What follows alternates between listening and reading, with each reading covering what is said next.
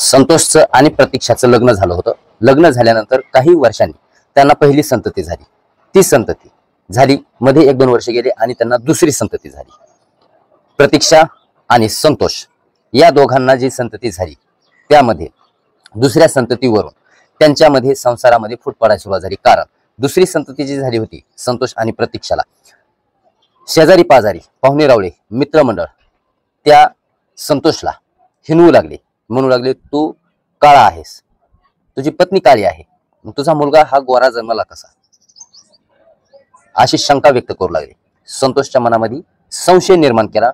त्याच्या मित्रमंडळीने संशय निर्माण केल्यानंतर खरंच आहे, मी तर काळा आहे, माझी पत्नी काळी आहे प्रतीक्षा, मग माझी संतती गोरी कस काय झाली, हा त्याच्या मनामध्ये बीज रोवलं संशयाचं ह्या मित्राने.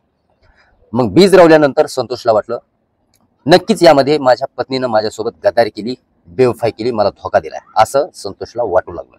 संतोषने प्रतीक्षाला त्रास द्यायला सुरुवात केली. प्रतीक्षेला वारंवार विचारू लागला आपण दोघे काळे आहोत, मग आपली संतती गोरी कस काय झाली मला सांग.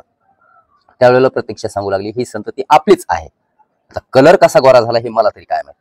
यावरून त्या दोघांमध्ये वाद सुरू झाला. परंतु संतोषच्या डोक्यामध्ये एवढं संशय भरला होता ह्या शेजारी पाजारीने की त्याच्या डोक्यातून हा संशय निघायला तयारच नव्हता. त्याने अखेर शेवटी खूप मोठं डिसिजन घेतलं आणि मनामध्ये जे कट रचला होता त्याला वळण देण्याचं काम केलं.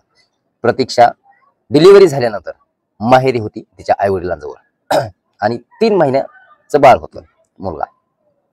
डिलिव्हरी होऊन फक्त 3 महिने झालं होतं, ती माहेरी होती. संतोष इकडून सासरवाडीला गेला पत्नीच्या गावी आणि त्या ठिकाणी गेल्यानंतर जेवण केलं. सायंकाळी सासू सासऱ्यांसोबत चर्चा केली, मेहण्यासोबत चर्चा केली, बोलभाषण झालं. त्या ठिकाणी काहीही त्यानं दाखवलं नाही याविषयी. परंतु सायंकाळी ज्या वेळेला झोपायचं त्यावेळेला सासू सासऱ्यासोबत संतोषने चर्चा केली की आमचा कलर काळा आहे, मुलाचा कलर गोरा कस काय, तुमच्या मुलीने माझ्यासोबत धोका दिलेला आहे, हे मूल माझं नाही, या मुलाचा बाप दुसराच कोणीतरी आहे, असा शब्द ज्या वेळेला घरामध्ये टाकला त्यावेळेला सासू सासऱ्यांनी सांगितलं की तुमच्या मनातील संशय काढून टाका, ती ईश्वराची देण असते, कोणाला कलर कसा द्यायचा ती ईश्वराची देण आहे, खाण्यापिण्यामध्ये कमी जास्त होऊ शकते, तुम्ही संशय घेऊ नका जावई बापू. परंतु संतोष या गोष्टी मानायला तयार नव्हता. संतोषने जे पाऊल उचललं टोकाचं ते भयानकच उचललं. ज्या वेळेला सगळे आपापल्या रूम मध्ये झोपले, सर्वांना वाटलं नॉर्मल आहे गोष्ट, परंतु संतोषच्या मनामध्ये 3 महिन्यापासून मित्रांनी शेजाऱ्या पाजाऱ्यांनी त्याच्या मनामध्ये संशय धरला होता आणि तो संशय एवढा बळावला होता की तो टोकाला गेला होता. ज्या सासरवाडीलाच तो गेला होता फक्त ते कांड रचण्यासाठी, त्याला परिणाम देण्यासाठी. ज्या वेळेला घरामध्ये गेले आपापल्या रूम मध्ये गेले त्यावेळेला प्रतीक्षासोबत मुलासोबत त्याच रूम मध्ये संतोष गेला. सायंकाळच्या वेळेला पत्नीसोबत त्यानं प्रतीक्षासोबत भांडण केलं. परत एकदा त्याने संशय घेतला आणि हे मूल माझं नाही, तू काहीतरी काळा बाजार केलास, परपुरुषाचं हे मुलं आहे, तू माझ्या कपाळी मारू नको असं सांगितलं. दोघांमध्ये एवढं भांडण पेटलं, एवढं टोकाला गेलं. संतोषने प्रतीक्षाचा गळा दाबून जीव घेतला आणि धारदार शस्त्राने तिचा खून केला.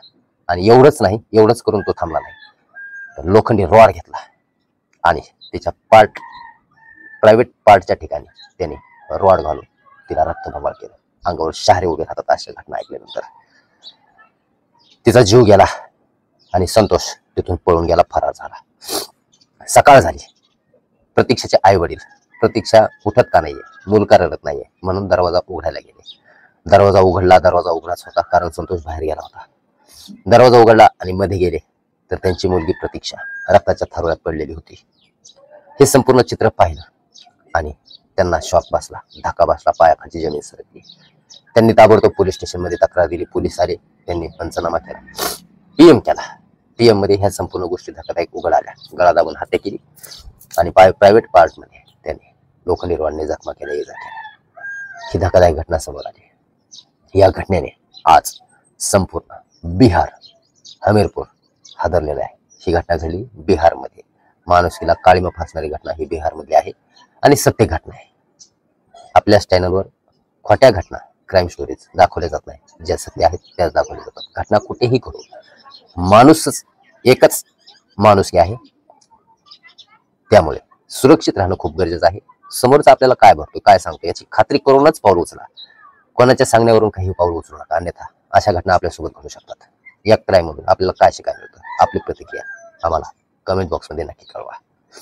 आज संतोष फरार आहे. पोलीस त्याच्या तपासावरती आहेत, मार्गावरती आहेत. त्याच्या विरुद्ध गुन्हा नोंद करण्यात आलेला आहे. MMG न्यूज मराठी चॅनलला सबस्क्राईब करा, बेल आयकॉन घंटीला प्रेस करा. भेटूया पुढील अशाच एका नवीन latest real Marathi crime story सोबत. तोपर्यंत धन्यवाद.